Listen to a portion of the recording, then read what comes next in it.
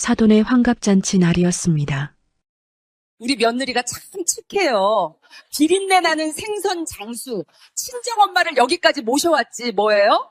하객들 앞에서 사돈이 저를 가리키며 비웃듯 말했습니다. 저는 고개를 숙이고 꾹 참고만 있었죠. 그런데 제 딸이 갑자기 자리에서 벌떡 일어섰습니다. 어머님, 제 엄마에 대해 함부로 말씀하지 마세요. 순간 사돈의 손이 제 딸의 뺨을 내리쳤습니다. 비린내 나는 게 입까지 놀려? 소금 맞고 그 천한 냄새나 좀 씻어내. 이어서 테이블 위에 있던 소금 그릇을 집어들더니 딸의 머리 위에 소금을 쏟아부었습니다. 하얀 소금 알갱이들이 딸 머리카락 사이로 눈처럼 쏟아졌습니다. 저는 딸 곁으로 달려가 끌어안았습니다. 그런데 제 딸의 남편은 소금에 뒤덮인 아내 대신 어머니 편을 들며 이렇게 말했습니다. 아영아, 그만 좀 해. 엄마한테 무릎 꿇고 사과해. 저는 소금이 흩뿌려진 딸을 품에 안은 채 연회장을 서둘러 빠져나왔습니다. 장화 밑에 밟힌 소금 알갱이들이 바스락바스락 소리를 냈죠. 그날 밤 저는 30년 동안 누구에게도 보여주지 않았던 것을 꺼내기로 결심했습니다. 내 딸 머리에 뿌린 그 소금, 반드시 당신의 눈물로 갚을 날이 올 겁니다. 설거지, 산책할 때, 잠들기 전 이어서 듣기 편하게 지금 구독만 눌러주세요. 우리네 드라마 극장이 다음 편을 자동으로 챙겨드립니다. 그러면 오늘의 이야기 시작합니다. 새벽 3시 수산시장의 경매장은 이미 전쟁터나 다름없었습니다.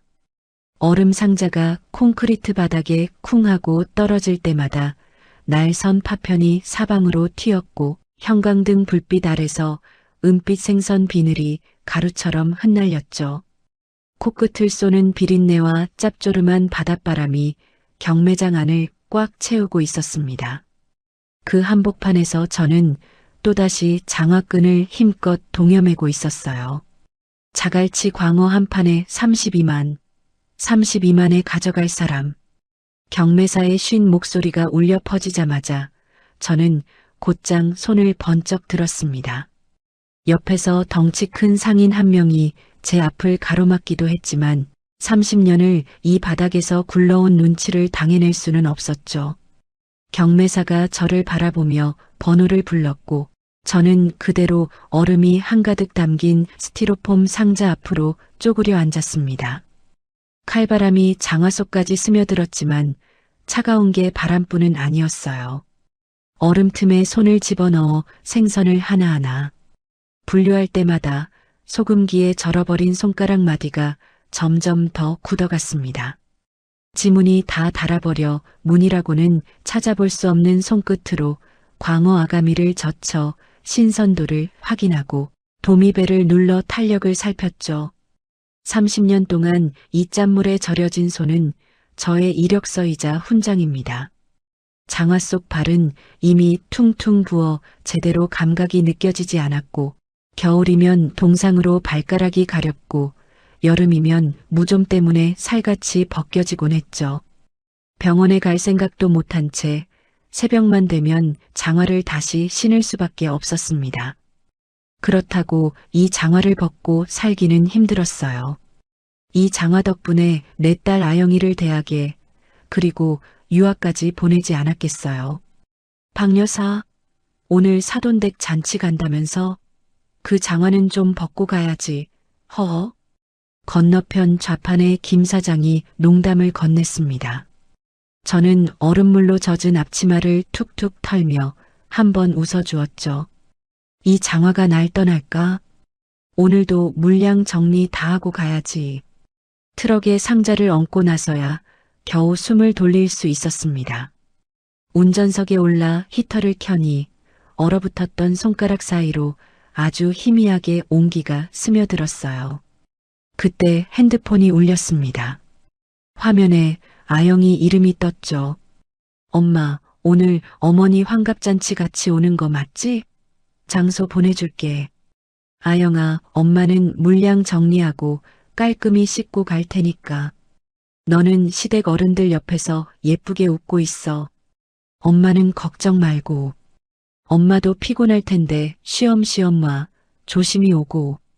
그래, 알았어. 그런데 아영아, 사돈이 꼭 오라고 신신당부했다며? 사돈은 제 얼굴이 보고 싶어서보다는 자기 자랑하려고 저를 부르려는 거일 거예요. 그래도 가야죠. 제 딸 시어머니가 초대했으니. 전화를 끊고 나서야 볼에 얼어붙은 물기를 손등으로 쓱 훔쳤습니다. 아영이 목소리만 들어도 힘든 새벽이 조금은 견딜만해지곤 해요. 저 아이가 세상에서 가장 향기로운 꽃이라면 이 비린내는 결국 그 꽃을 키운 걸음이었던 셈이죠. 조수석을 바라보니 오래된 서류 가방이 하나 놓여 있었습니다. 가죽은 갈라졌고 모서리는 닳아 원래 색을 알아볼 수 없었지만 저는 이 가방을 함부로 다룬 적이 단 한 번도 없습니다.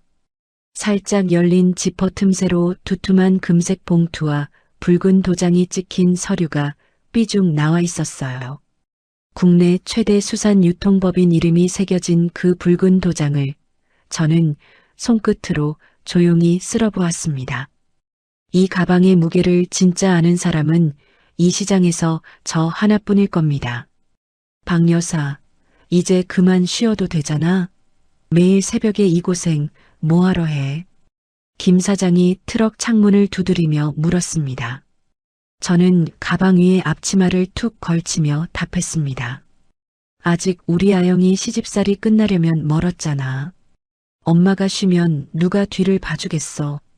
김 사장이 고개를 저으며 떠난 뒤 저는 조용히 서류 가방의 지퍼를 닫았습니다. 그리고 핸들 위에 손을 올린 채 경매장 소란이 저 멀리 사라질 때까지 한참을 앉아 있었어요. 이 비린내가 뭐 어때서? 다 우리 아영이를 보석으로 만들어준 냄새인데 30년 동안 이 시장 바닥에서 얼음을 깨고 생선 머리를 내치고 소금물에 손을 담그며 살아왔습니다.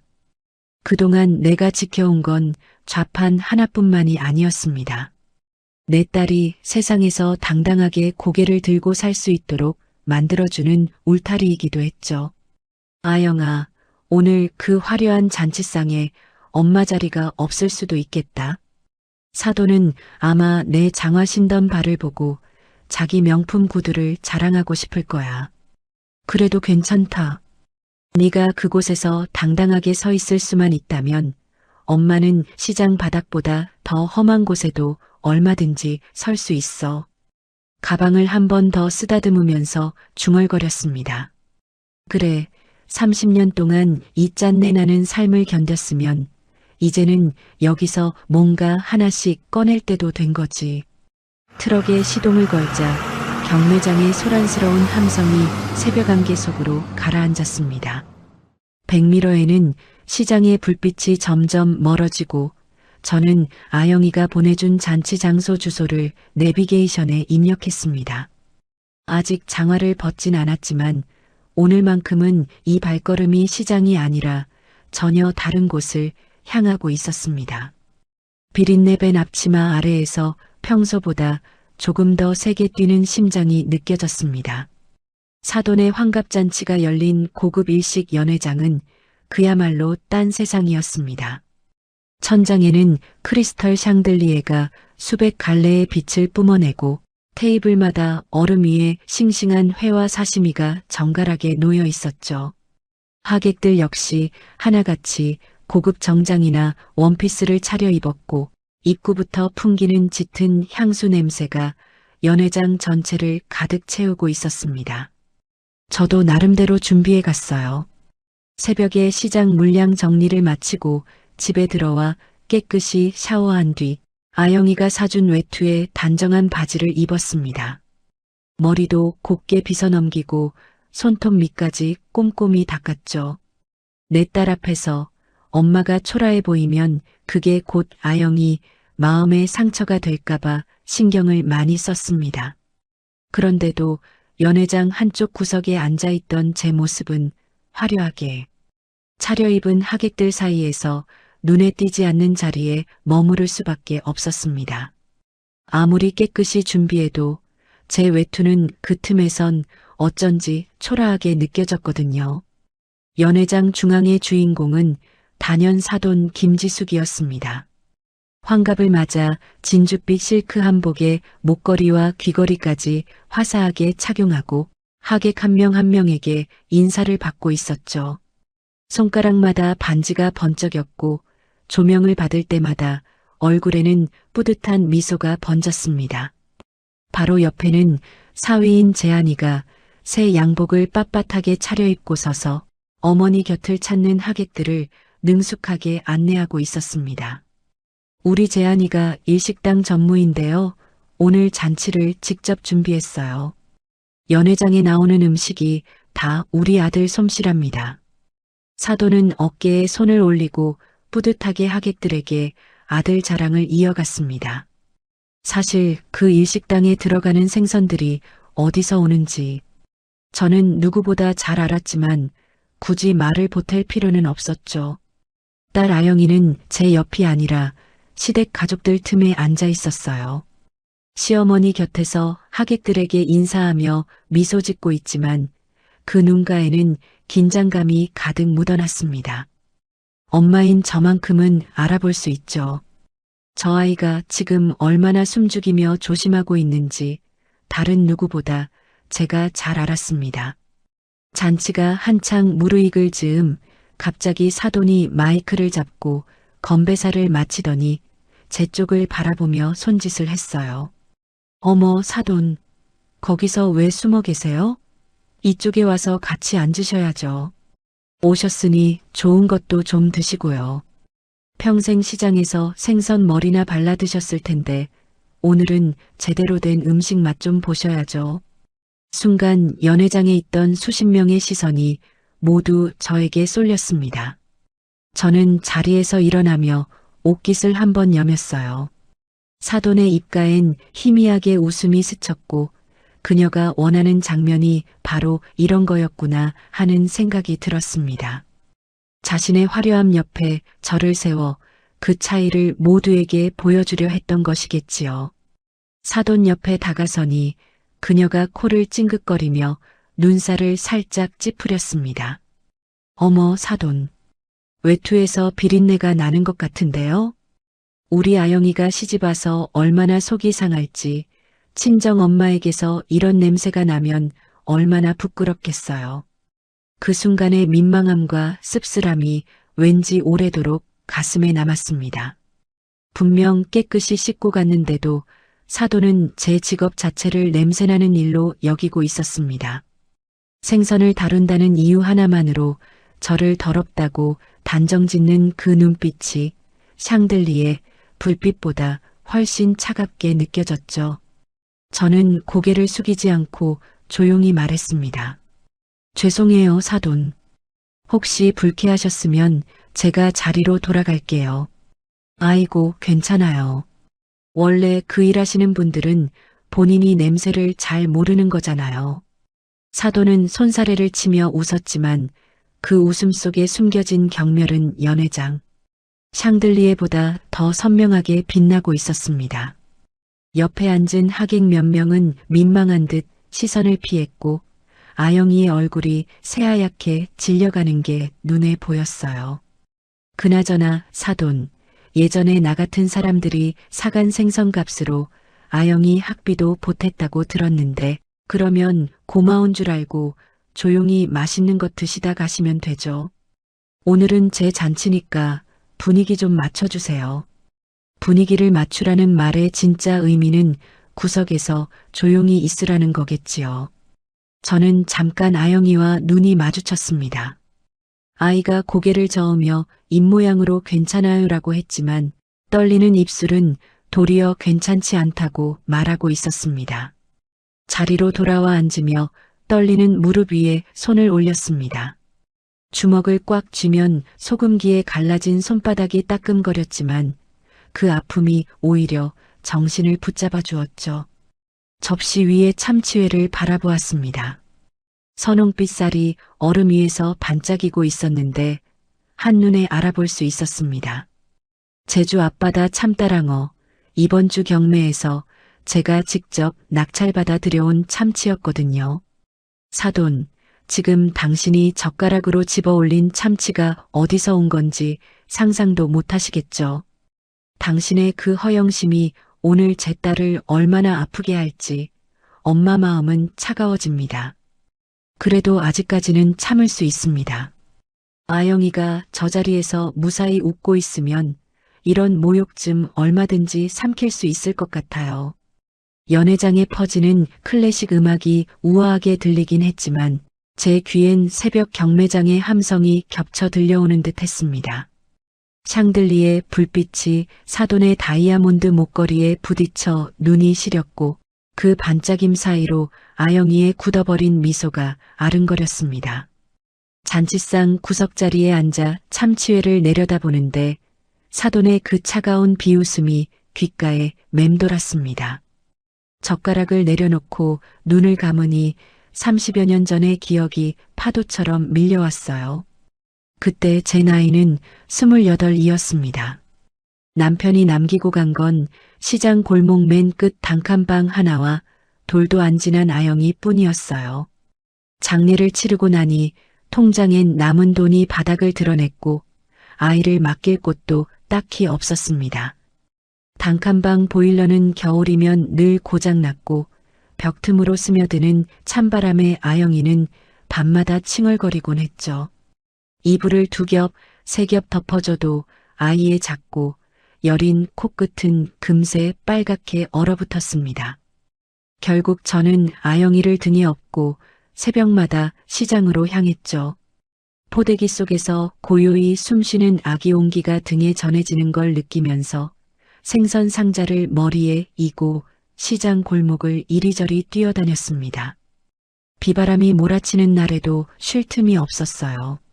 낡은 장화바닥이 빗물에 미끄러져 넘어지면 무릎이 깨지는 것보다도 등에 업힌 아영이가 놀랄까봐 더 겁이 났습니다.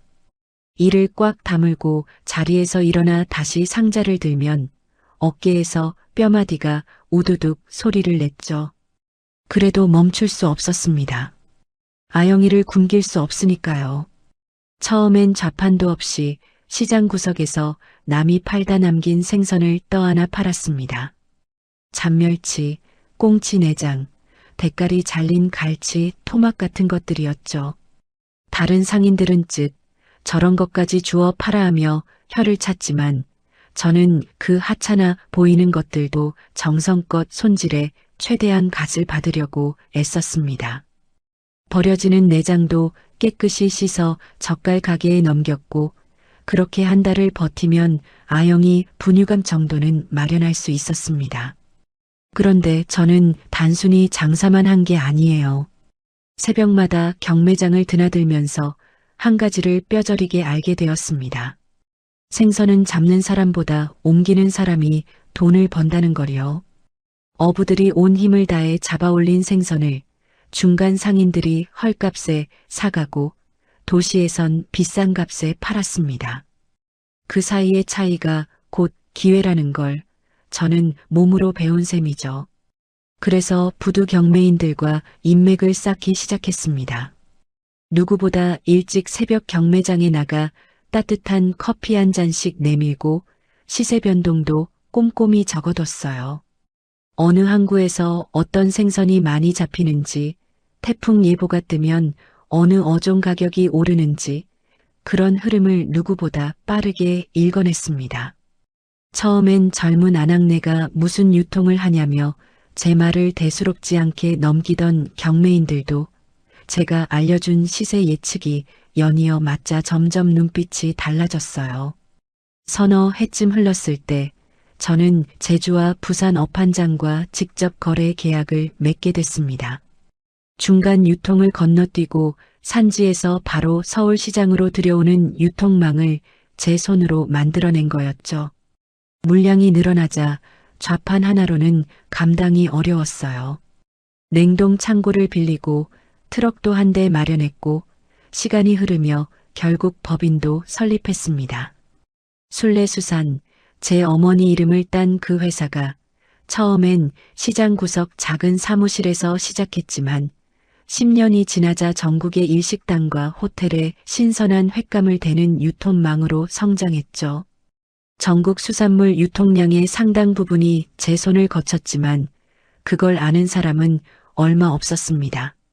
사업이 커져도 저는 시장을 쉽게 떠나지 않았어요. 새벽이면 여전히 경매장에 나가 생선을 만지고 직접 신선도를 확인하며 상인들과 어깨를 부딪히고 일했습니다. 이 바닥 감각을 잃으면 모든 걸 잃게 된다는 걸 누구보다 잘 알았으니까요. 그 오랜 세월 중 가장 마음 아팠던 기억은 아영이의 한마디였습니다. 아이가 7살쯤 됐을까요? 유치원에서 돌아온 아영이가 현관문을 들어서자마자 코를 막으며 이러더군요. 엄마 손에서 냄새나. 친구들이 우리 엄마 냄새난다고 놀려.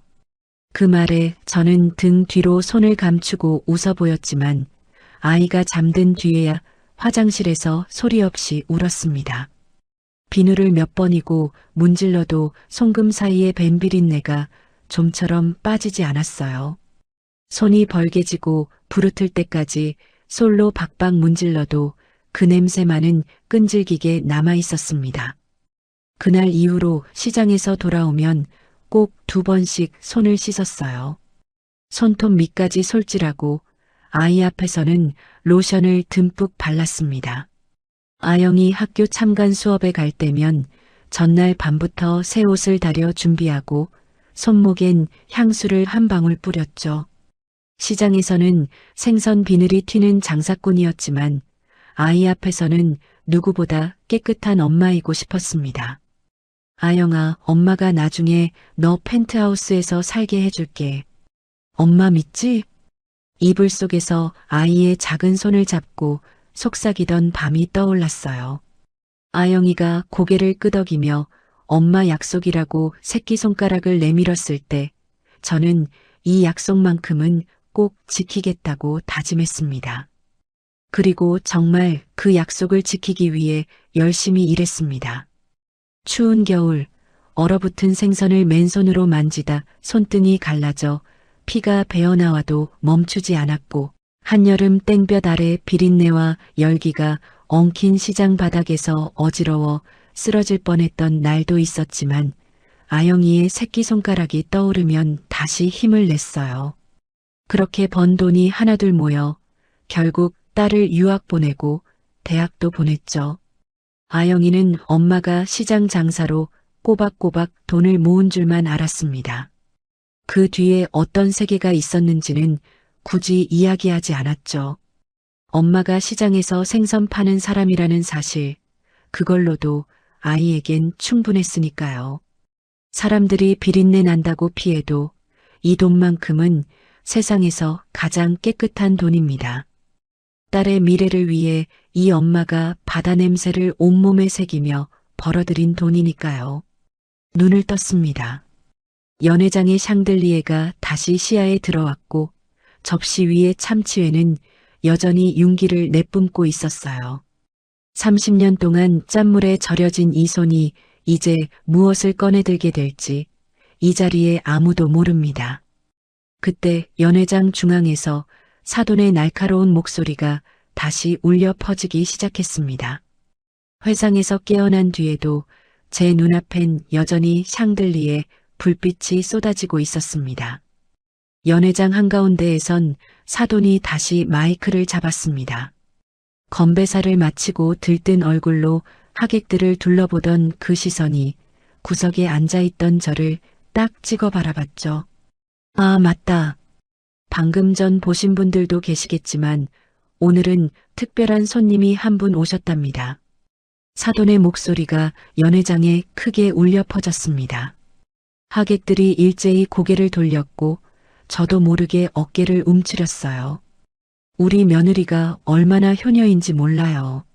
저 비린내 나는 생선 장수 친정엄마를 이 자리에 모셔왔지 뭐예요. 허허, 효녀지 뭐.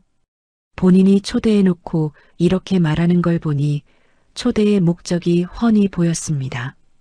겉으론 웃는 듯 했지만 그 말 한마디에 연회장 공기가 금세 얼어붙었습니다. 몇몇 하객이 어색하게 웃었고 저는 고개를 숙인 채 물잔만 만지작거렸습니다. 괜찮다고, 이 정도쯤이야 견딜 수 있다고 스스로를 달랬죠. 하지만 사돈의 말은 거기서 멈추지 않았습니다. 저는 시선을 피하려 조용히 자리에서 일어섰습니다. 화장실에 다녀오는 척 이 자리를 벗어나고 싶었어요. 그런데 사돈이 성큼 다가와 제 앞을 가로막았죠. 진주빛 한복 치마 위로 뿌려진 진한 향수 냄새가 훅 하고 밀려들었고 그 눈빛엔 분명히 잔인한 즐거움이 어려 있었습니다. 사돈, 어디 가시려고? 힘들게 오셨으니 조금 더 계시다 가세요. 그리고 이참에 하나 알아놔요. 세상이 어떻게 돌아가는지 좀 알아야지. 사돈은 제 어깨를 가볍게 누르고는 다시 자리에 앉혔습니다. 그리고는 하객들을 돌아보며 목소리를 높였습니다. 나 같은 사람들이 사돈네 생선 사준 돈으로 당신네 같은 사람들이 겨우 먹고 사는 거예요. 우리가 당신들 밥줄이란 소리죠. 알겠어요? 사돈의 말은 여기서도 끝나지 않았습니다. 손에 와인잔을 들고 하객들을 보며 자랑하듯 말을 이었습니다. 내가 왜 굳이 사돈을 초대했는지 아세요? 우리 며느리한테 보여주려고 그랬어요. 친정이 이 정도니까 시집에선 죽을 힘 다해서 잘해야 한다는 걸 제대로 느끼라고요. 안 그렇습니까, 사돈? 연회장은 한순간에 쥐 죽은 듯 조용해졌습니다. 하객들 얼굴엔 어색함을 넘어 당혹감이 가득했지만 누구 하나 나서지 않았어요. 저는 이를 악물었습니다. 소금기 밴 거친 피부가 살짝 쓰라렸지만 조금도 움직이지 않았어요. 이 자리에서 한마디라도 하면 아영이 시집살이만 더 어려워질 게 분명하니까요. 그런데 저보다 먼저 터진 사람이 있었습니다. 어머님, 아영이가 벌떡 일어섰습니다. 얼굴이 새빨갛게 달아오르고 목소리엔 참았던 울분이 고스란히 묻어났죠. 어머님, 그건 너무 심하세요. 우리 엄마가 뭐 어때서요? 돈 좀 있다고 어떻게 이렇게 사람을 비하하실 수 있어요? 우리 엄마는 어머님이 함부로 말할 사람이 아니에요. 평생 시장에서 짠물 먹으며 저 정직하게 남 부럽지 않게 키우신 귀한 분입니다. 아영이 목소리가 연회장을 가르는 순간 제 심장은 쿵 하고 내려앉았습니다. 안 돼, 아영아. 엄마는 괜찮으니 제발 아무 말도 하지 마라. 마음으로 소리쳐봐도 이미 늦었죠. 사돈 얼굴이 순식간에 시뻘겋게 변했습니다. 입술이 파르르 떨리고 화려한 다이아몬드 반지가 박힌 손이 번개처럼 허공을 갈랐습니다. 찰싹! 아영이의 하얀 뺨 위에 선명한 붉은 손자국이 떠올랐습니다.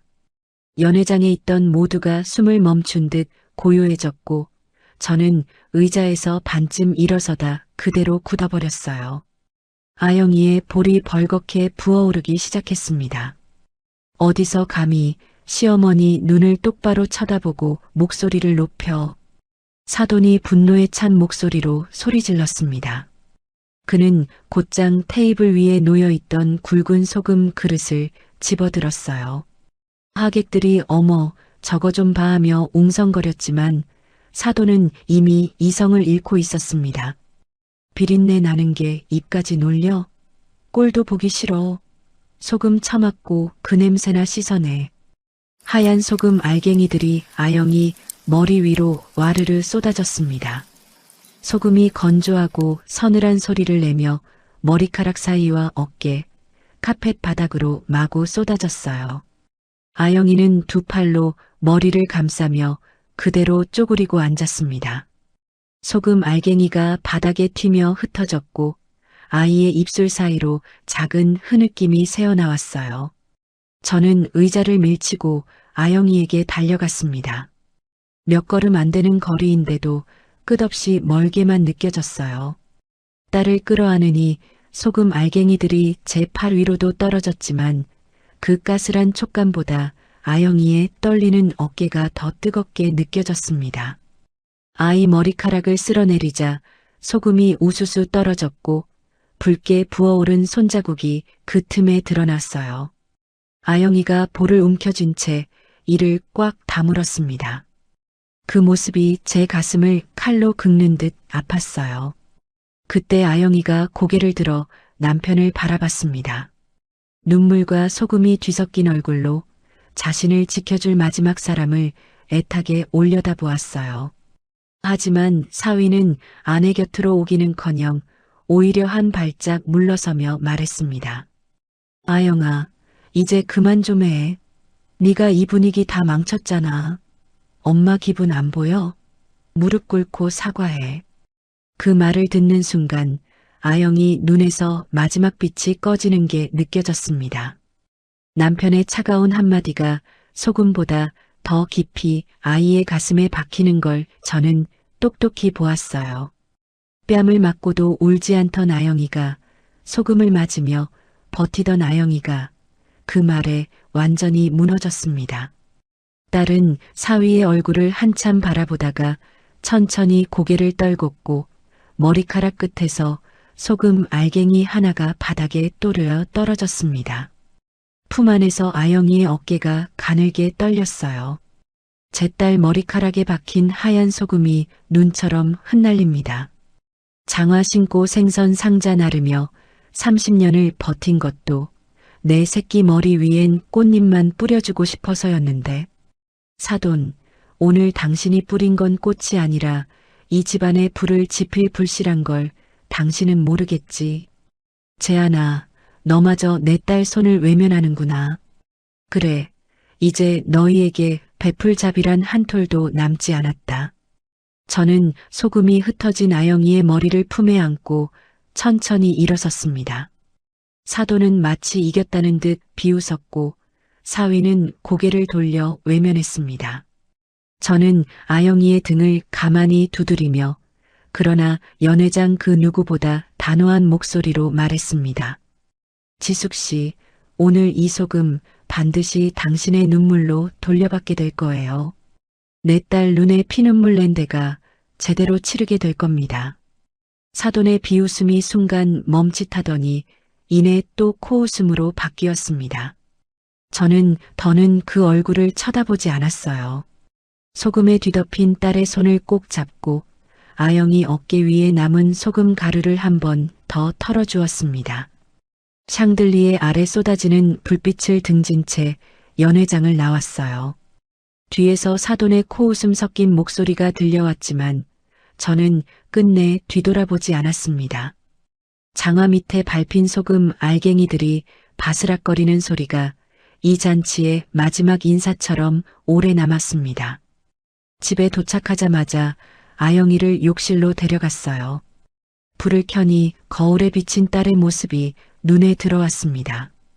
머리카락 사이마다 굵은 소금 알갱이가 박혀 있었고 왼쪽 뺨은 빨갛게 부어오른 데다 손자국이 선명했어요. 저는 따뜻한 물을 받아 수건을 적시고 아영이의 머리를 조심스럽게 풀어주었습니다. 머리카락을 한 가닥 한 가닥 풀 때마다 소금 알갱이들이 세면대 위로 또르르 흘러내렸어요. 욕실 안이 조용하다 보니 그 마른 소리가 유독 크게 들렸습니다. 30년 넘게 시장에서 소금을 만졌지만 딸아이 머리카락에서 소금을 털어내는 경험은 처음이었어요. 소금 알갱이가 떨어질 때마다 가슴 한켠이 묵직하게 굳어가는 느낌이 들었습니다.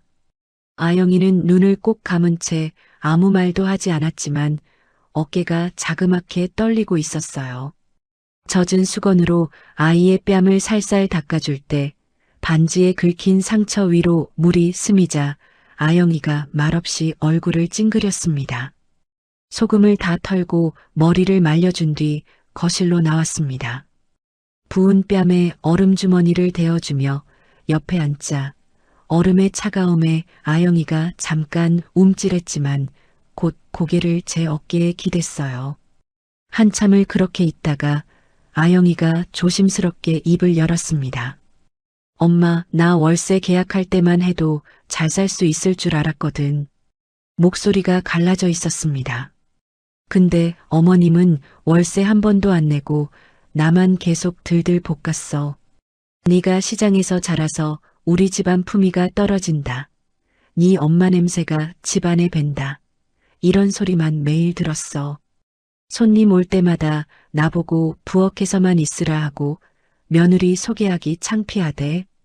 아영이의 목소리가 점점 가늘어지다가 끝내 끊어질 듯 흔들렸습니다. 재한 씨도 똑같아.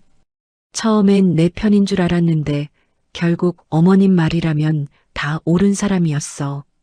오늘 내가 소금 맞을 때 그 사람 눈을 봤거든.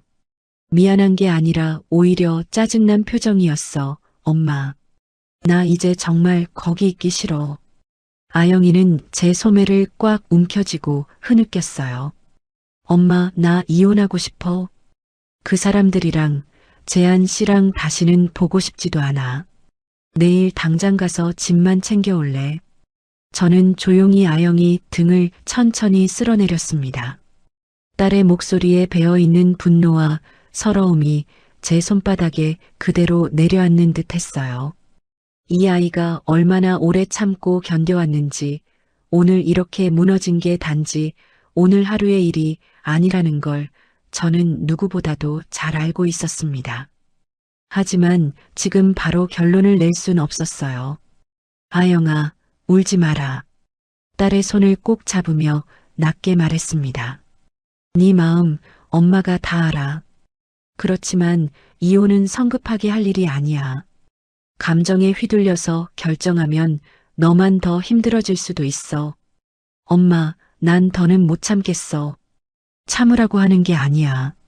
저도 모르게 목소리가 한 톤 낮아졌습니다. 아영이가 제 얼굴을 올려다보았습니다. 엄마가 다 준비할 테니까 조금만 참고 기다려. 네 머리에 묻었던 소금 알 만큼 그 여자 눈에서 반드시 피눈물을 흘리게 해줄 거야. 아영이의 눈이 크게 동그래졌습니다. 그리고 짐 싸러 갈 필요 없어. 아무것도 건드리지 마. 엄마, 그게 무슨 말이야? 내 짐을 안 빼면 어떡해? 거기서 나갈 사람들은 너가 아니라 바로 그 사람들이니까. 아영이는 잠시 멈칫했어요. 무슨 뜻인지 잘 이해가 안 간다는 얼굴이었죠. 그럴 만도 했습니다. 이해는 아직 그 펜트하우스의 진짜 주인이 누구인지 모르고 있었으니까요. 엄마, 그게 무슨 말이야? 거기가 왜? 얼른 씻고 와서 자. 내일 아침에 세상이 어떻게 바뀌어 있는지 직접 보게 될 거야. 아영이는 더 묻고 싶은 눈치였지만 제 표정을 보고는 결국 입을 닫았습니다. 딸아이가 안방으로 들어가는 뒷모습을 바라보며 저는 주먹을 꽉 쥐었습니다. 아영이 머리에서 떨어져 거실 바닥에 흩어진 소금 몇 알갱이가 형광등 불빛 아래에서 희게 빛나고 있었습니다. 딸이 방문을 닫는 소리가 들리고 나서야 저는 핸드폰을 꺼내 번호 하나를 눌렀습니다. 2번 울리자 상대가 전화를 받았습니다. 김 변호사님, 저 박경희예요. 준비한 거 내일 아침 일찍 보내주세요. 펜트하우스 4001호, 월세 1년 미납건으로 즉시 퇴거 소송 진행합니다. 전화기 너머로 변호사가 뭔가 확인하는 소리가 들려왔고 저는 담담하게 말을 이었습니다. 더 이상 기다릴 필요 없어요. 내일 아침까지 내용 증명 꼭 보내주세요. 전화를 끊고 저는 거실 창밖을 바라봤습니다. 시장 뒷골목, 어두운 밤하늘 저편으로 희미하게 가로등 불이 떨리고 있었죠. 안방에서는 아영이가 잠들었는지 아무 소리도 들리지 않았습니다. 저는 바닥에 뿌려진 소금 알갱이 하나를 집어 손바닥 위에 올려놓았습니다. 소금기 때문에 갈라진 내 손금 위에서 그 하얀 소금 알갱이가 형광등을 받아 차갑게 빛났습니다. 30년 동안 나는 이 두 손으로 소금을 만져왔죠. 생선에 뿌리고 절이고 음식을 간 맞출 때도 늘 곁에 있던 소금이었습니다. 그런데 오늘은 이 소금이 딸의 자존심을 밟아버리는 무기가 되어버렸어요. 그리고 그 무기를 내리친 사람이 내일부터 어떤 대가를 치르게 될지 나는 이미 모든 준비를 마쳤습니다. 아영아, 조금만 더 참아. 엄마가 이 소금 반드시 돌려줄 거야. 그 다음 날 아침 아영이의 시어머니와 남편이 지내고 있는 펜트하우스에는 아무 일도 없었다는 듯이 햇살이 가득 들어왔습니다. 거실의 큰 유리창 너머로 한강이 반짝였고 테라스에는 아침 햇살이 대리석 바닥을 따뜻하게 감싸고 있었죠. 그 한가운데 사돈 지숙은 실크 가운을 걸친 채 소파에 기대어 와인잔을 들고 있었습니다. 아침부터 와인을 마시는 걸 보니 어제 잔치의 여운이 아직 남아 있었나 봅니다. 테이블 위에는 어제 받은 축의금 봉투들이 수북이 쌓여 있었고 사돈은 그것들을 한 장씩 세며 흐뭇하게 미소를 지었습니다. 재하나, 아영이 꼴 봤지? 시어머니한테 대들다가 소금 맞고 쫓겨나는 모습이라니. 즉, 사돈은 와인잔을 흔들며 비웃듯 소파에 기대었습니다. 맞은편에는 사위가 앉아 휴대폰을 만지작거리다가 대답했죠. 아영이가 전화를 안 받아요, 엄마. 전화 올 때까지 그냥 둬. 스스로 기어들어와서 무릎 꿇고 빌 때까지 연락할 필요 없어. 며칠 지나면 결국 알아서 돌아와. 사돈은 그렇게 말한 뒤 테라스로 시선을 돌렸습니다. 한강 위로 유람선이 지나가고 건너편 아파트 단지가 햇살에 반짝이는 풍경을 보며 만족스럽게 한숨을 쉬었습니다. 이 펜트하우스에서 2년을 살면서 이 경치가 정말 자기 것이 아니라고는 한 번도 의심해 본 적 없는 듯한 표정이었죠. 바로 그때 초인종이 울렸습니다. 사위가 현관으로 나가 문을 열자 정장 차림의 남자가 서류 봉투 하나를 건넸습니다. 이재한 씨 맞으시죠? 내용 증명 우편 배달인데 여기 사인 부탁드립니다. 사위는 어리둥절한 표정으로 서류를 받았고 봉투를 열자 법무법인 직인이 찍힌 공문서 한 장이 나왔습니다. 제목을 읽는 순간 사위의 얼굴이 굳어졌습니다. 월세 1년 연체로 인한 계약 해지 및 즉시 퇴거 통보서, 그리고 임대 일란에는 세 글자가 적혀 있었습니다. 순례수산 대표이사 박경희.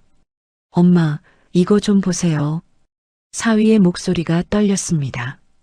사돈은 귀찮다는 듯 와인잔을 내려놓고 서류를 넘겨받았습니다. 한 줄씩 읽어 내려가던 사돈의 표정이 비웃음에서 당황, 그리고 분노로 순식간에 바뀌었습니다. 뭐야 이게? 박경희? 그 생선 장수가 미쳤나? 이 펜트하우스가 자기 집이라고 내용 증명을 보내? 사돈은 서류를 구겨쥐면서 소리를 질렀습니다. 아휴, 생선 대가리나 만지더니 결국 머리까지 이상해진 거야? 재하나, 이거 사기야. 당장 경찰에 신고해. 하지만 사위는 벌써 휴대전화로 뭔가를 검색하고 있었죠. 인터넷 등기소에 들어가 이 펜트하우스의 등기부를 확인하는 중이었습니다. 화면이 뜨자 사위의 얼굴에서 혈색이 싹 가셨습니다. 엄마, 잠깐만요. 등기부상 소유주가 순례수산이라는 법인인데 대표자 이름이 박경희예요. 장모님 이름이랑 똑같아요. 뭐라고? 말도 안 돼. 그 여자가 어디서 돈이 나서 이 수십억짜리 펜트하우스를 샀겠어. 사돈이 사위의 핸드폰을 잽싸게 뺏어들더니 화면을 뚫어져라 바라봤어요. 등기부의 소유자란에는 뚜렷하게 법인명과 대표자 이름이 찍혀 있었죠. 순례수산 박경희.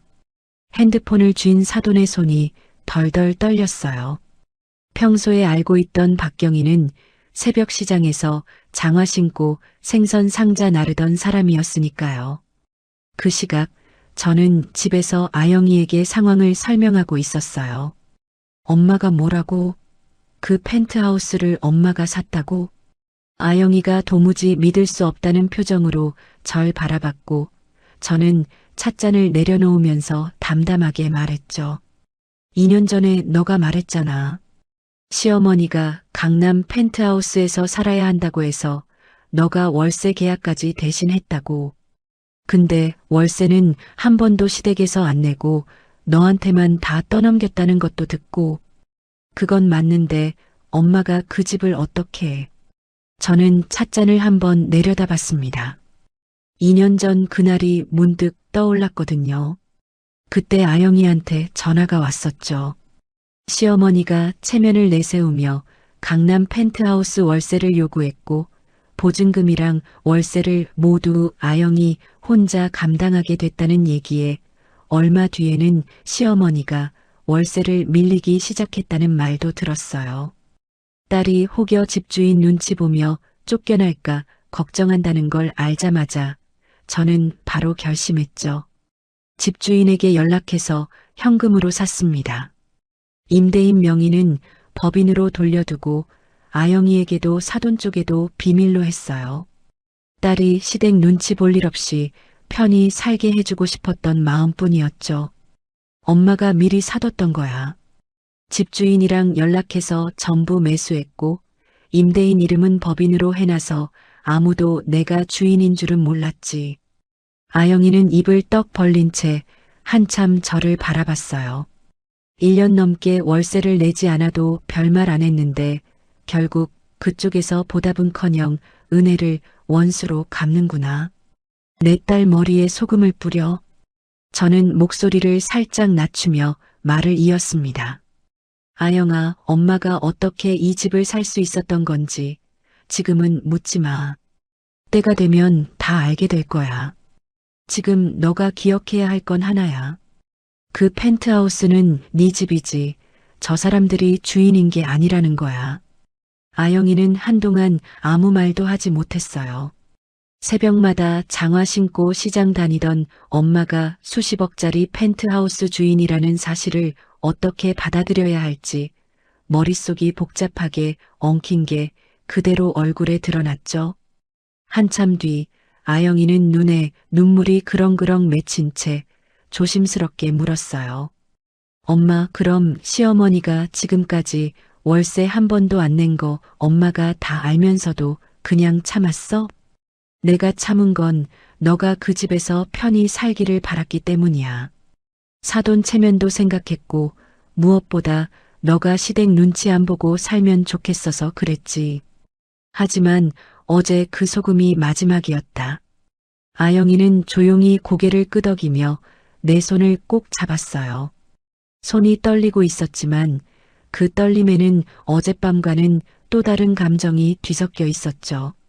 서러움이 아니라 엄마를 향한 미안함과 고마움이 가득 담긴 떨림이었어요.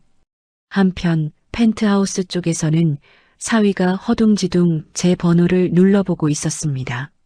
하지만 저는 이미 그 번호를 수신겁으로 돌려놨지요. 신호음 대신 기계음만 흐를 뿐이었고 사위 얼굴이 점점 창백해졌습니다. 엄마, 전화가 안 돼요. 장모님이 수신 거부를. 됐어. 전하고 뭐고 이건 사기라고. 시장에서 생선 파는 여자가 이런 집을 살 수가 있어? 내일 당장 변호사 불러. 이거 가짜야. 가짜가 분명해. 사돈은 악을 쓰며 서류를 찢으려 들었지만 사위가 재빨리 그걸 빼앗았습니다. 어차피 원본은 법무법인에 있다는 걸 사위는 이미 알고 있었죠. 사돈은 소파에서 벌떡 일어나 거실을 이리저리 오가며 계속 중얼거렸어요. 말도 안 돼. 이 집은 내 집이야. 내가 2년이나 여기서 살았잖아. 매일 사모님 소리까지 들으면서. 하지만 사위 얼굴에서는 이미 힘이 빠진 기색이 역력했습니다. 등기부 등본은 거짓말을 하지 않으니까요. 사돈이 와인잔을 집었다가 손에 힘이 풀려 그만 바닥에 떨어뜨리고 말았어요. 붉은 와인이 하얀 대리석 바닥 위로 거미줄처럼 번져나갔고 유리 조각들이 사방에 흩어졌습니다. 사위가 엄마 조심하세요. 라며 달려왔지만 사돈은 유리 파편 위에 멍하니 선 채로 창밖만 바라보고 있었습니다. 바로 그때 사돈 핸드폰에 문자가 하나 도착했어요. 발신자는 바로 제 이름이었습니다. 지숙 씨, 펜트하우스 풍경 참 좋죠? 그 풍경값 1년치, 이자까지 다 쳐서 내놓고 짐 싸서 당장 나가세요. 내 딸 상처 입힌 손으로 내 집 문고리엔 함부로 손대지 마세요. 사돈이 그 문자를 읽는 동안 핸드폰을 쥔 손이 나뭇잎처럼 떨리고 있었다고 합니다. 나중에 펜트하우스에 상주하던 가정부에게서 들었어요. 사돈은 거실 소파에 털썩 주저앉더니 한참이나 벽만 멍하게 바라보고 있었다고 하더군요. 어제까지는 자기 것이라 믿었던 그 한강뷰가 이제는 전혀 다른 의미로 눈앞에 펼쳐졌을 겁니다. 그 집은 내 새끼가 2다리 쭉 뻗고 편히 자라고 주고 싶었던 곳이었습니다. 사돈 체면 차려주려 일부러 집주인이라는 사실도 숨기고 월세가 밀려도 모른 척했는데 결국 돌아온 건 내 딸 머리 위에 뿌려진 소금뿐이었죠. 지숙 씨, 당신이 그동안 펜트하우스 사모님 노릇하던 테라스도 대리석 바닥도 이제 한치도 허락하지 않을 생각입니다. 하지만 사돈은 아직 전부를 모릅니다.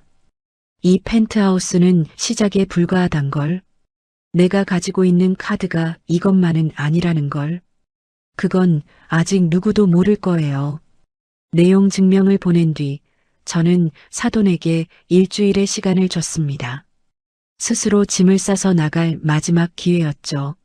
하지만 사돈은 그 일주일을 전혀 다른 데 쓴 것 같았습니다. 아영이에게서 들으니 변호사를 찾으며 이건 사기야, 무효 소송을 걸겠다고 여기저기 말하고 다녔더라고요.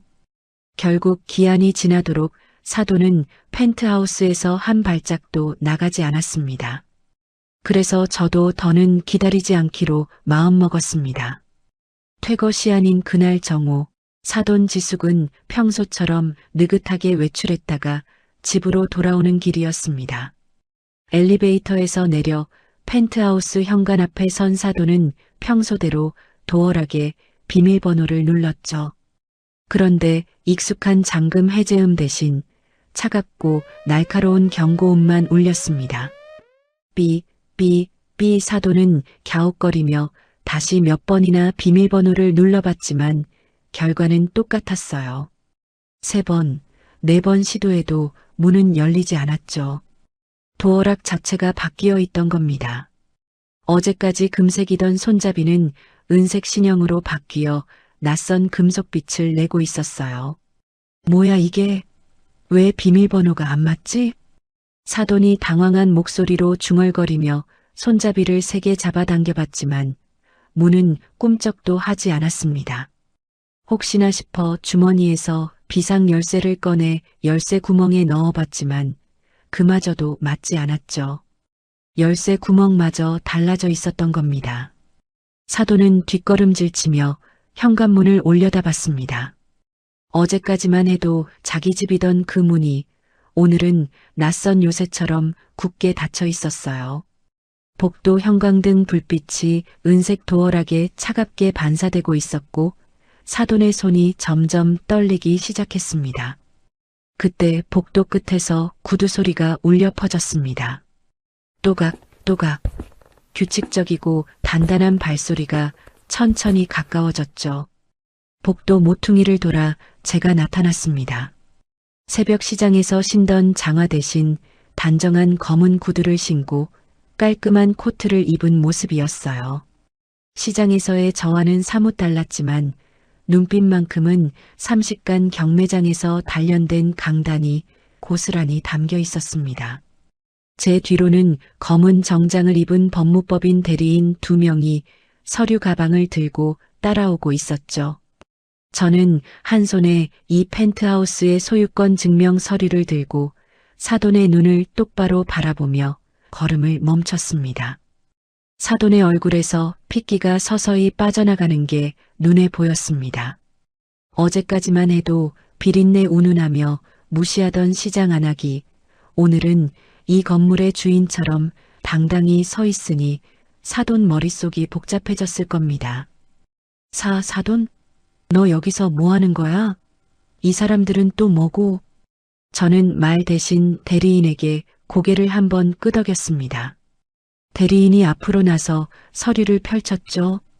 김지숙 씨, 본 건물 소유주 박경희 씨의 위임을 받아 알려드립니다. 월세 1년 연체로 임대차 계약 해지가 확정됐고 오늘부로 퇴거 강제 집행을 진행합니다. 퇴거? 무슨 퇴거야? 이건 내 집이라고. 사돈이 소리쳤지만 그 외침이 채 끝나기도 전에 펜트하우스 안쪽에서 문이 열렸습니다. 새 비밀번호를 아는 다른 대리인이 안에서 문을 열었고 거실에는 이미 포장이 한창이었습니다. 용역 직원 몇 명이 가구와 짐을 박스에 차곡차곡 담고 있었죠. 사돈은 현관을 뚫고 안으로 들어가려 했지만 대리인이 침착하게 길을 막았습니다. 손대지 마. 그건 다 내 짐이라고. 저 옷장에는 내 밍크 코트도 있는데. 사돈이 발을 동동 구르며 소리쳤어요. 그 사이 용역들이 첫 번째 박스를 복도로 내놓기 시작했습니다. 상자 틈새로 사돈이 아끼던 드레스 자락이 삐져나와 있었고 그 위로 명품 가방 하나가 아무렇게나 얹혀 있었어요. 두 번째 박스에서는 사돈의 화장대 서랍에 있던 보석함이 나왔고 세 번째 박스에는 와인잔 세트와 실크 쿠션들이 담겨 있었습니다.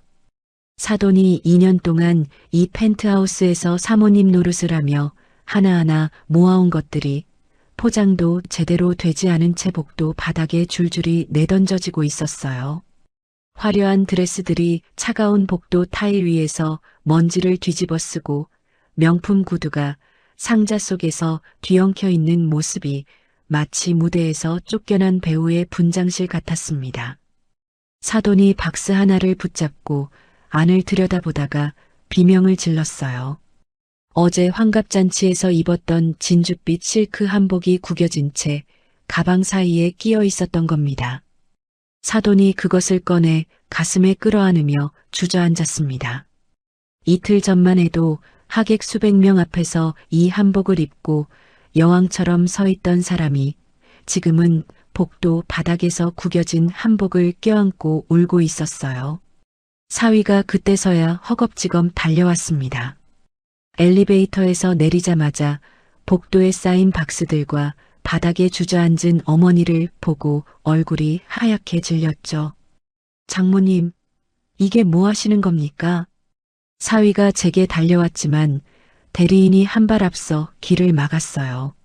저는 사위를 쳐다보지도 않고 담담하게 말했습니다. 재한 씨, 여기 있는 짐은 당신과 당신 어머니 것이에요. 오늘 안에 가져가세요. 내일부터는 폐기 처리합니다. 사위의 입이 벌어졌다 닫혔지만 아무런 반박도 하지 못했어요. 이건 사기야. 내 집이라고.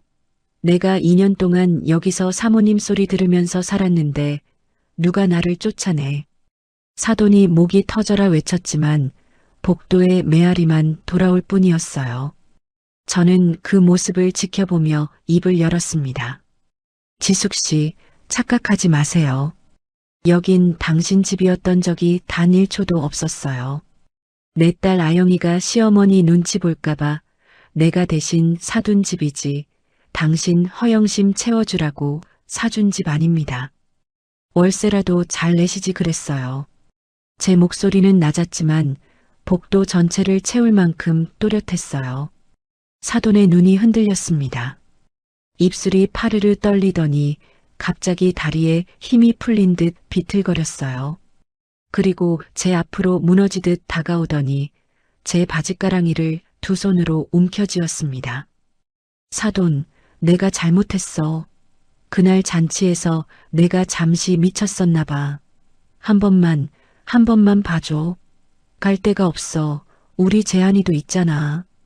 사돈이 제 바짓가랑이에 매달린 채 고개를 들어 저를 올려다보았습니다. 화장이 번져 눈 밑에 까맣게 내려앉아 있었고 아침에 세팅했을 머리카락이 이마 위로 헝클어져 축 늘어져 있었어요. 어제까지 하객들 앞에서 고개를 빳빳이 세우던 그 사모님이 지금 복도 바닥에 무릎을 꿇고 제 바지를 붙잡으며 울고 있었습니다. 그 모습이 제 딸 아영이가 소금을 맞고 바닥에 쪼그라들던 그날의 장면과 겹쳐졌어요. 하지만 같은 연민은 느낄 수 없었습니다. 아영이는 아무 잘못 없이 당한 것이고 이 여자는 자기가 뿌린 씨앗을 거두고 있는 것이니까요. 저는 사돈의 손을 가만히 내려다보았어요. 다이아몬드 반지가 박힌 그 손가락이 며칠 전 제 딸의 뺨을 갈기고 소금을 뿌렸던 바로 그 손이었습니다. 저는 그 손을 뿌리쳤습니다. 비린내 난다면서요? 내 옷에 당신 손 닿으면 냄새 배겠으니까 치우세요. 월세 낼 돈 없으면 길바닥으로 나가는 게 이 세상 이치입니다. 사돈의 손이 힘없이 스르르 떨어졌습니다. 저는 한 발짝 물러서며 사돈과 사위를 번갈아 바라보았어요. 그동안 밀린 월세는 소송으로 청구할 겁니다. 그리고 내 딸 뺨 때린 그 손으로 내 집 문고리 잡을 생각은 마세요. 오늘 해가 지기 전에 이 복도에 있는 짐을 전부 치우지 않으면 내일부터는 제가 알아서 처리하겠습니다. 사돈이 바닥에 주저앉아 오열했습니다. 사위가 어머니 옆에 쪼그려 앉아 어깨를 붙잡았지만 사돈은 벽에 기대어 천장을 올려다보며 허탈하게 입을 벌리고 있었어요. 제가 돌아서자 사위가 등 뒤에서 다급하게 외쳤습니다. 장모님, 아영이한테는 이러시면 안 되잖아요. 아영이 생각해서라도. 저는 걸음을 멈추고 고개만 돌렸습니다. 재한 씨, 내 딸 생각을 해야 할 사람은 내가 아니라 당신이에요. 소금 맞는 아내를 외면한 사람이 이제 와서 그 이름을 입에 올리지 마세요. 사위의 입이 닫혔습니다. 더 이상 할 말이 없었던 거겠죠. 저는 다시 앞을 향해 걸어갔습니다. 저 여자가 사모님 소리 들으며 와인 마시던 그 거실. 사실은 제가 새벽 시장에서 생선을 치며 번 돈으로 산 공간이었습니다. 제 호의를 권리로 착각한 데가 이제 복도 바닥에서 뼈저리게 느끼고 있겠지요. 하지만 이것은 시작일 뿐입니다. 엘리베이터 문이 닫히기 직전 복도 끝에서 사돈이 바닥에 주저앉은 채 자기 짐 박스들 사이에 파묻혀 있는 모습이 마지막으로 보였어요. 명품 코트 위에 쓰러진 사돈의 뒷모습은 1시간 전까지 이 건물의 안주인이었던 사람의 모습이라고는 믿기 어려울 만큼 초라했습니다. 엘리베이터가 내려가는 동안 저는 핸드폰을 꺼내 아영이에게 문자를 보냈어요. 아영아, 이제 그 집에 갈 수 있다. 네 집이니까 너가 편한 대로 꾸며라. 그리고 연락처 하나를 더 눌렀습니다. 다음 수순을 준비해야 했으니까요. 펜트하우스는 첫 번째 발톱이었을 뿐 아직 꺼내지 않은 발톱이 남아 있었습니다. 사돈네 밥줄인 그 일식당, 거기에 들어가는 생선이 어디서 오는지 저 사람들은 아직 꿈에도 모르고 있었어요. 펜트하우스에서 쫓겨난 다음 날 사돈과 사위에게는 그래도 하나의 보루가 남아 있었습니다. 가족의 밥줄이자 자존심이었던 고급 일식 전문점. 그 식당만 무사하면 어떻게든 다시 일어설 수 있다고 믿었겠죠. 하지만 그날 저녁 식당의 피크 시간이 다가오고 있을 때 일이 터졌습니다. 주방 안쪽 평소라면 최고급 참치와 싱싱한 활어로 가득 차 있어야 할 수족관이 텅 비어 있었어요. 맑은 물만 돌아가는 수족관 속에서 기포만 보글보글 올라오고 있었고 그 옆에 냉장고에도 횟감은 한 점도 들어와 있지 않았습니다. 물이 빠진 수족관에서 비릿하고 불쾌한 냄새가 주방 전체로 번지고 있었죠. 사위가 다급하게 거래처에 전화를 돌리기 시작했습니다. 첫 번째 업체는 제주도 산지 직송 참치 납품업체였어요. 사장님, 오늘 참치 납품이 안 왔는데요. 주문 확인 좀 해주세요. 아, 이 전무님. 죄송한데 오늘은 물건이 없습니다. 없다니요? 어제까지 분명 재고 있다고 하셨잖아요. 사정이 좀 바뀌어서요. 다른데 알아보세요. 전화가 끊겼습니다. 사위가 이를 악물고 두 번째 업체인 부산 광어 납품처에 전화를 걸었어요. 하지만 대답은 같았습니다. 오늘은 어렵습니다. 세 번째 업체인 통영화로 납품처도 마찬가지였죠. 위에서 지시가 내려와서 당분간 거래가 어렵습니다. 네 번째, 다섯 번째까지 전화를 돌렸지만 결과는 하나 같았어요. 약속이라도 한 듯 모든 산지 유통업체가 공급을 거부하고 있었습니다. 어떤 곳은 전화를 아예 받지 않았고 받은 곳도 위에서 지시가 내려왔다는 말만 남기고 끊어버렸죠. 사위의 이마에 땀방울이 송골송골 맺히기 시작했습니다. 양복 안쪽 셔츠가 등에 들러붙었지만 닦을 겨를도 없었어요. 전무님, 이거 큰일인데요. 오늘 저녁 예약만 30팀이에요. 1시간 안에 재료가 안 들어오면 다 엎어지는 겁니다. 주방장이 조리대를 손바닥으로 내리치며 말했습니다. 사위가 이마에 땀을 훔치며 대답했어요. 조금만 기다려주세요. 지금 어떻게든 구하고 있으니까. 어떻게든이 아니라 당장 있어야 합니다. 참치도 없고 광어도 없고 연어 한 토막 안 들어왔는데 제가 뭘로 초밥을 만들어요? 주방장의 목소리가 점점 높아졌습니다. 주방의 다른 조리사들도 불안한 눈빛으로 서로를 바라보고 있었어요. 평소라면 칼질 소리와 지글거리는 기름 소리로 가득 차야 할 주방이 섬뜩할 정도로 조용했습니다. 그 사이 식당 입구에서는 이미 예약 손님들이 하나둘 들어오기 시작했어요. 여기요, 7시 예약한 김 부장입니다. 오늘 접대 자리라 특상 오마카세로 부탁드렸는데요. 아, 네. 잠시만 기다려주시면. 홀 매니저가 식은땀을 흘리며 손님을 안내했지만 주방에서는 내놓을 것이 아무것도 없었습니다. 10분이 지나고 20분이 지났어요. 테이블에 앉은 손님들이 슬슬 안색이 변하기 시작했죠. 아니, 오마카세 식당에서 30분째 뭐 하나 안 나오는 게 말이 됩니까? 예약하고 왔는데 음식이 없다고요? 장난합니까? 접대 자리인데 이게 뭡니까? 당장 책임자 나와요. 홀에서 불만의 목소리가 동시다발로 터져나왔습니다. 한 손님이 자리를 박차고 일어나 카운터로 걸어왔고 뒤이어 두세 팀이 더 항의하기 시작했어요. 홀 매니저가 연신 허리를 굽히며 사과했지만 내놓을 음식이 없는데 사과만으로 해결될 리가 없었죠.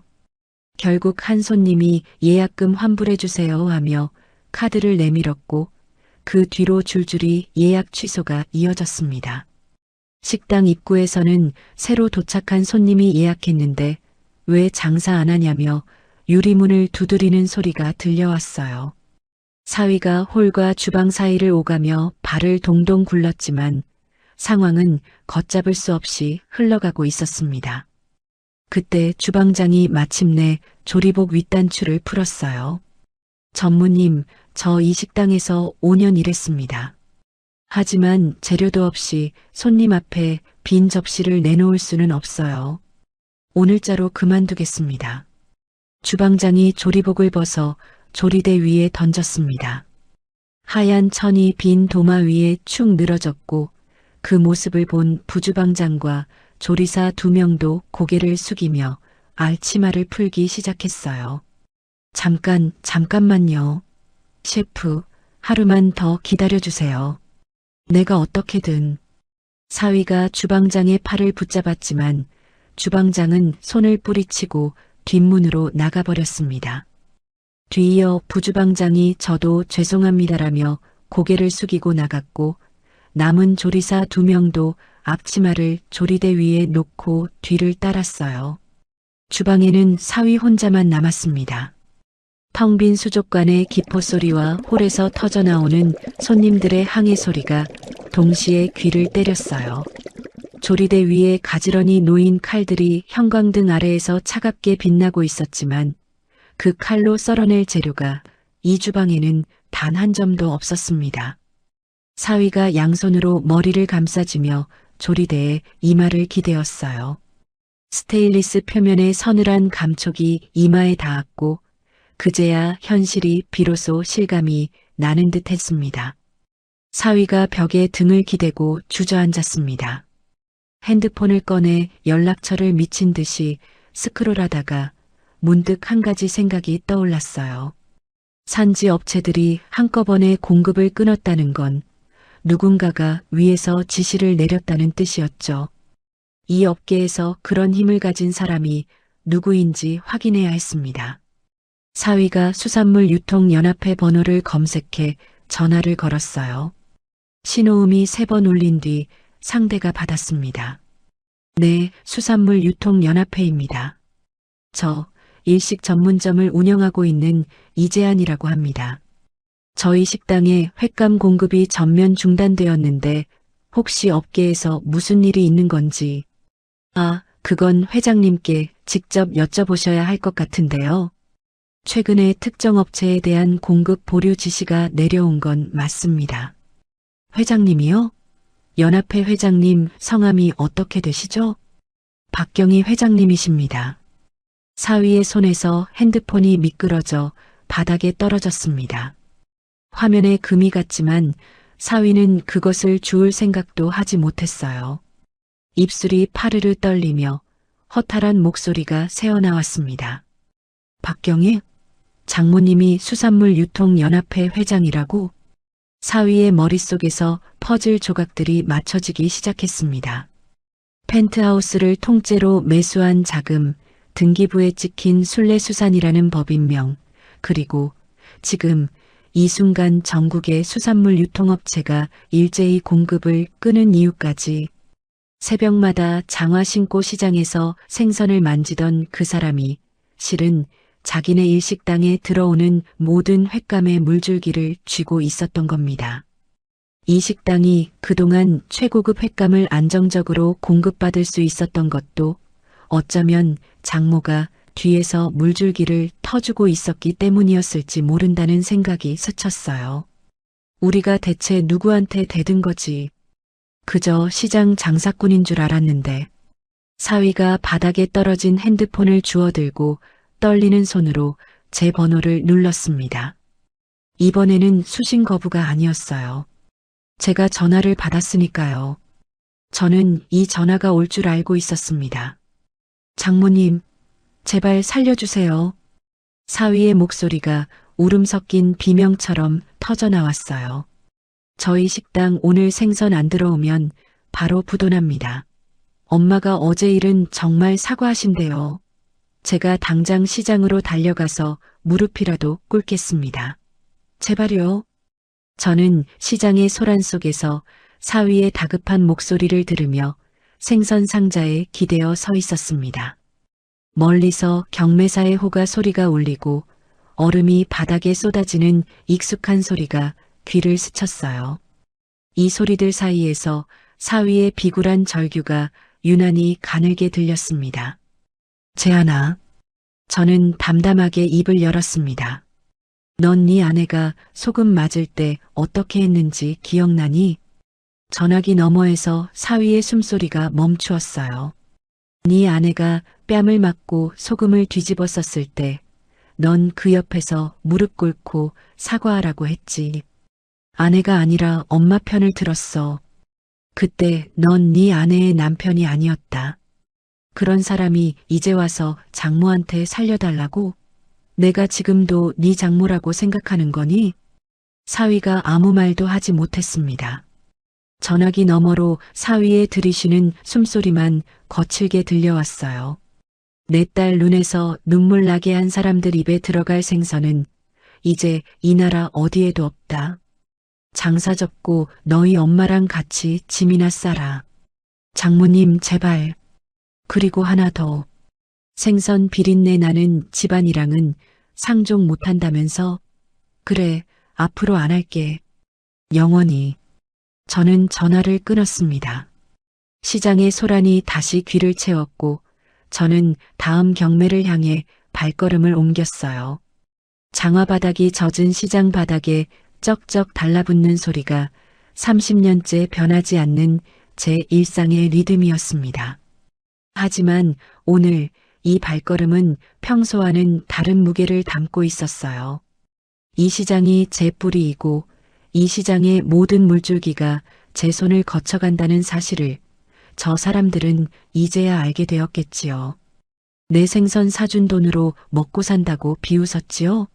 그래, 이제 내 생선 없이 당신들이 얼마나 우아하게 버틸 수 있는지 한번 보겠습니다.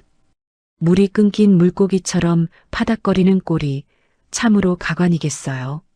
한편 텅 빈 주방에 혼자 남은 사위는 꺼진 핸드폰 화면을 멍하니 바라보고 있었습니다. 홀에서는 마지막 손님마저 자리를 떠났고 식당에는 물 빠진 수족관의 기포 소리만 쓸쓸하게 남아 있었어요. 식당이 문을 닫은 지 이틀째 되는 날 저녁이었습니다.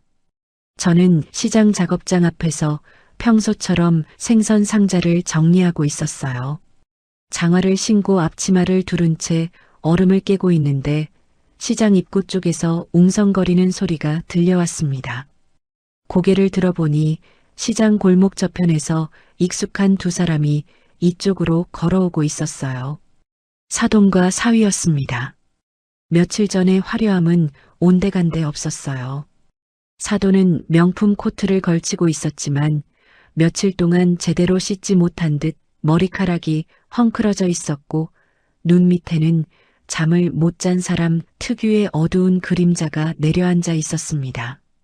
사위도 양복 자락이 구겨져 있었고 넥타이는 풀어 헤쳐진 채였죠. 시장 바닥의 물기와 생선 핏물이 그들의 구두 밑창을 적셔갔지만 신경 쓸 여유가 없는 모양이었어요. 주변 상인들이 하나둘 작업을 멈추고 이쪽을 바라보기 시작했습니다. 평소에 이 시장에 올 일 없는 차림새의 사람들이 들어왔으니 눈에 띄지 않을 수가 없었겠죠. 사돈이 제 작업장 앞까지 오더니 그 자리에서 무릎을 꿇었습니다. 털썩 명품 코트 자락이 흙탕물과 생선 핏물이 섞인 시장 바닥에 닿았지만 사돈은 그것을 보지 못했어요. 아니, 볼 여유가 없었을 겁니다. 무릎이 젖은 타일 바닥에 닿는 순간 차가운 물기가 스며들었을 텐데 사돈은 그것도 느끼지 못하는 것 같았습니다. 며칠 전 환갑잔치 연회장에서 샹들리에 아래 서서 나 같은 사람들이 당신들 밥줄이야라고 외치던 사람이 지금은 비린내 가득한 시장 바닥에서 제 장화 앞에 엎드려 있었어요. 코트 무릎 부분이 생선 핏물에 물들어가고 있었지만 사돈에게는 코트 걱정을 할 처지가 아니었습니다. 사돈, 내가 죽을 죄를 졌어. 제발 집이랑 식당만은 살려줘. 사돈의 목소리가 시장 골목 전체에 울려 퍼졌습니다. 환갑잔치에서 하객들 앞에 당당하게 서서 건배사를 외치던 그 목소리가 지금은 젖은 시장 바닥 위에서 갈라져 나오고 있었어요. 내가 잘못했어. 아영이한테 소금 뿌린 것도 사돈 무시한 것도 다 내가 미쳤었어. 제발 한 번만 더 기회를 줘. 사돈의 손이 젖은 바닥을 긁으며 제 장화 앞까지 기어왔습니다. 손톱 사이로 시장 바닥에 오물이 끼어들었지만 사돈은 멈추지 않았어요.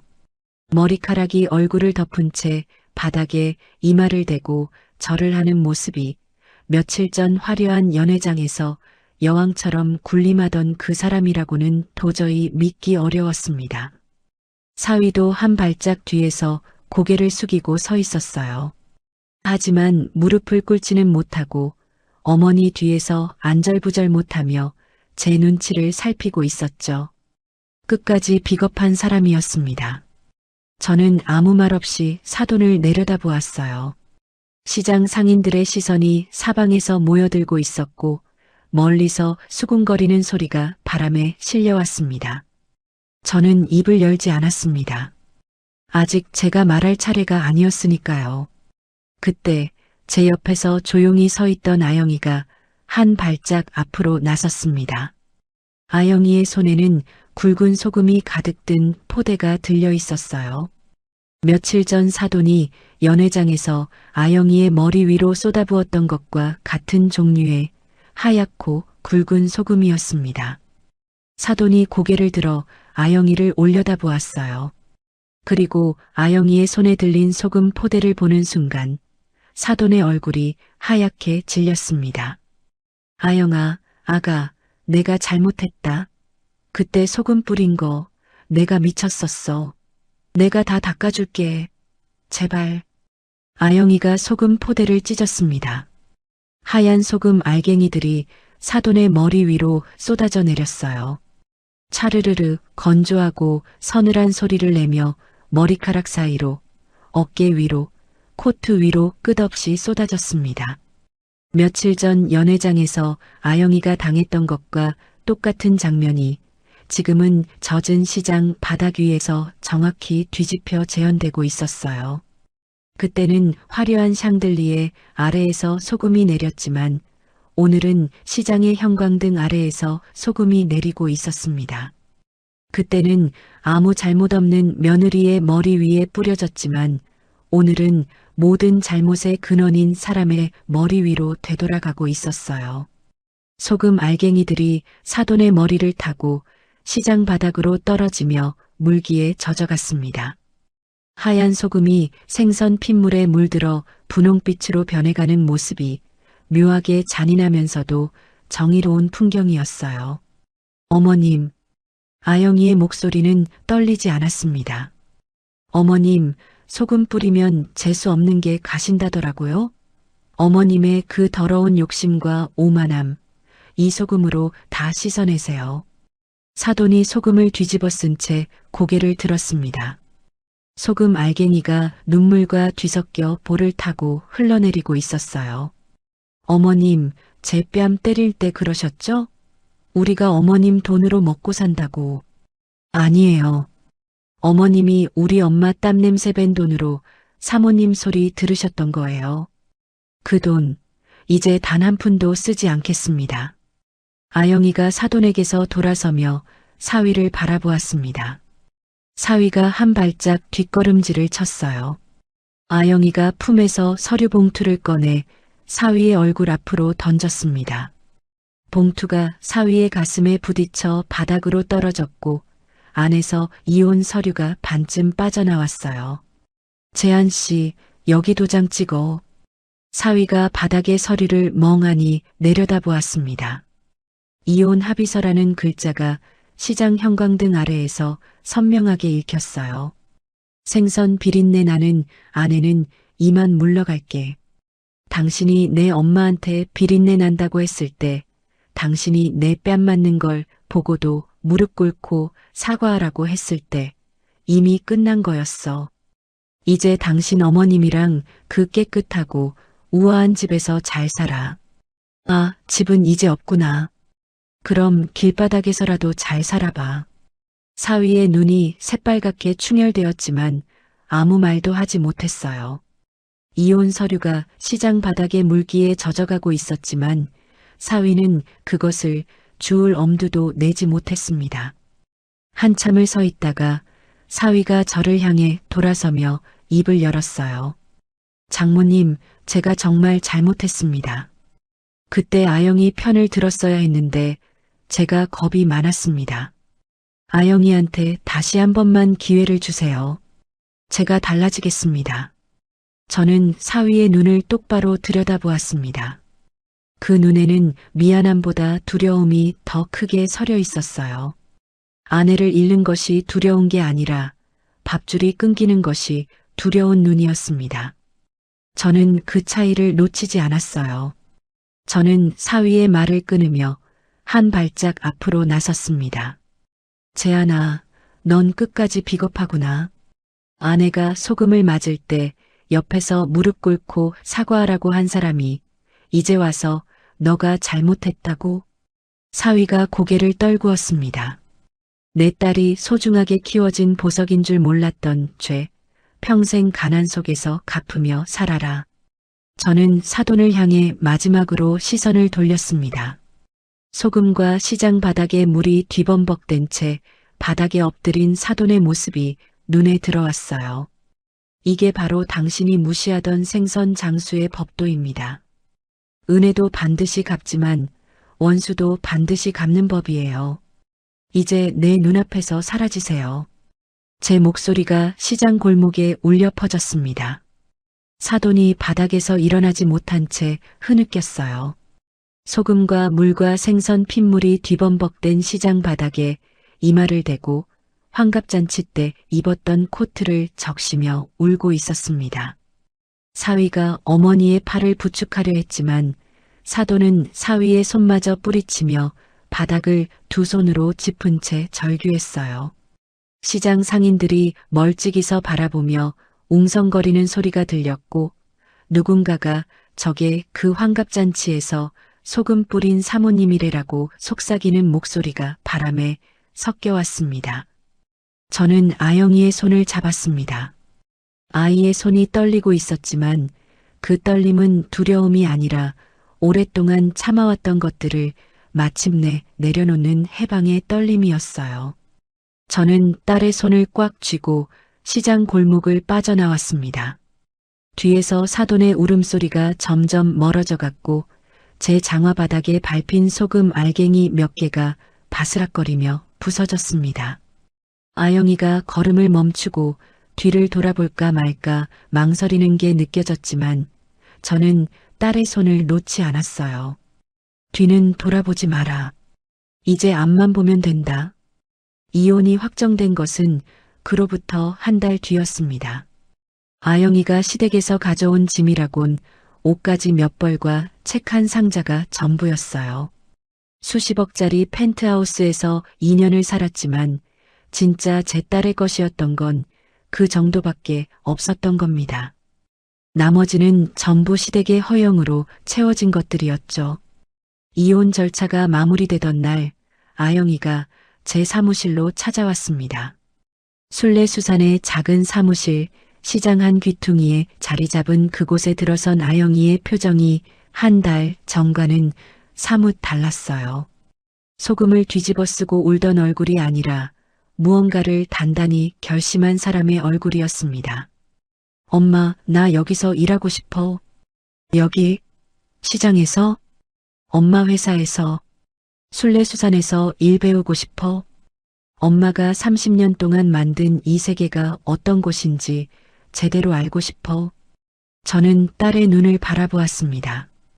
유학까지 다녀온 아이가 비린내 나는 시장 사무실에서 일하겠다고 하는데 기특하기도 하고 미안하기도 했어요. 하지만 아영이의 눈에는 동정이나 의무감이 아닌 진심이 담겨 있었습니다. 이 일은 새벽 3시의 시작이다. 장화도 신어야 하고 손에서 비린내도 날 거야. 알아.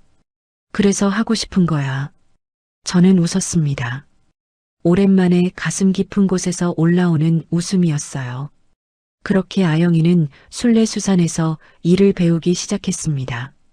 처음에는 경매장의 소란에 눈이 휘둥그레졌고 얼음 상자를 옮기다 장화 속으로 물이 들어와 펄쩍 뛰기도 했죠. 하지만 아이는 포기하지 않았어요. 아침마다 제 옆에 서서 생선의 선도를 확인하는 법을 배웠고 오후에는 사무실에서 유통 시세와 거래처 관리를 공부했습니다. 30년 전 제가 이 시장에 처음 발을 디뎠을 때와 같은 눈빛으로 아영이가 하나씩 배워가고 있었어요. 그리고 저는 여전히 새벽 시장을 지켰습니다. 순례수산의 회장이라는 타이틀이 있어도 저는 새벽 3시면 경매장에 나가 직접 생선을 만져보았어요. 선도를 확인하고 상인들과 인사를 나누고 얼음 상자 사이를 누비며 하루를 시작했습니다. 사람들이 왜 그 고생을 아직도 하냐고 물으면 저는 늘 같은 대답을 했죠. 이게 내 뿌리이고 내 딸을 지켜낸 힘이니까. 이 장화를 벗는 순간 모든 것을 잃을 것 같다는 생각은 30년 전이나 지금이나 변하지 않았습니다. 이 바닥의 감각이 저를 만들었고 이 짠물이 저와 제 딸의 인생을 단단하게 절여주었으니까요. 어느 날 저녁 시장 경매가 끝나고 부둣가를 걷는데 아영이가 옆에 나란히 섰습니다. 노을이 바다 위로 내려앉아 수면을 주황빛으로 물들이고 있었고 멀리서 갈매기 소리가 평화롭게 울려 퍼졌어요. 파도가 부두 아래를 찰싹찰싹 때리는 소리와 함께 저와 아영이의 장화 발소리가 나란히 울렸습니다. 아영이도 이제는 장화를 신고 있었어요. 엄마, 응? 이제 소금 냄새가 향기처럼 느껴져. 저는 걸음을 멈추고 딸을 바라보았습니다. 노을빛을 받은 아영이의 얼굴에는 한 달 전의 눈물 자국 대신 바닷바람에 살짝 그을린 건강한 빛이 서려 있었어요. 저는 딸의 손을 잡았습니다. 소금기에 갈라진 제 손과 이제 막 시장 일에 익숙해져가는 딸의 손이 포개졌어요. 아영아, 사람의 가치는 옷이 아니라 그 손에 밴 땀방울이 정하는 거란다. 엄마 손에는 30년치 짠물이 배어 있고 이제 너 손에도 그 짠물이 스며들기 시작했어. 그게 엄마는 세상에서 제일 자랑스럽다. 아영이가 제품으로 안겨왔습니다.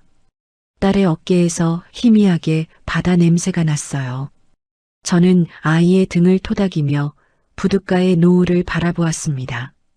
갈매기가 낮게 울며 바다 위를 스치고 파도 소리가 잔잔하게 이어졌어요. 사돈, 당신은 소금으로 내 딸을 쫓아내려 했지만 저는 그 소금으로 내 딸의 인생을 단단하게 절였습니다. 이제 비바람이 불어도 제 딸은 절대 시들지 않을 겁니다. 노을이 바다 너머로 천천히 가라앉고 부둣가에는 두 켤레의 장화 발자국만 나란히 남았습니다. 경희와 아영 모녀의 이야기는 여기까지입니다. 저는 이번 이야기를 만들면서 한 가지 장면이 계속 마음에 남았어요. 주인공이 30년 동안 새벽 시장에 나가면서도 딸 앞에서만큼은 손에 로션을 듬뿍 바르고 깨끗한 엄마가 되려고 애쓰던 그 장면이요. 누군가를 위해 묵묵히 견디는 사람들이 있습니다. 티내지 않고 알아달라고 하지도 않고 그저 내 사람이 편하면 된다고 생각하면서요. 주인공이 딱 그런 사람이었죠. 그런 사람을 함부로 대하면 안 됩니다. 참는 게 약해서가 아니라 소중한 걸 지키고 있기 때문이거든요. 그 인내의 끝에 무엇이 있는지 오늘 이야기에서 보셨을 거예요. 혹시 여러분 주변에도 주인공과 같은 분이 계신가요? 묵묵히 견디면서 가족을 지키고 있는 분이요. 그분에게 오늘 따뜻한 말 한마디 건네보시는 건 어떨까요? 오늘 이야기가 마음에 남으셨다면 구독과 알림으로 다음 만남을 예약해 두세요. 우리네 드라마 극장이 다시 찾아갑니다. 그리고 오늘 이야기를 듣고 느낀 감정과 생각을 댓글로 소통해 주세요.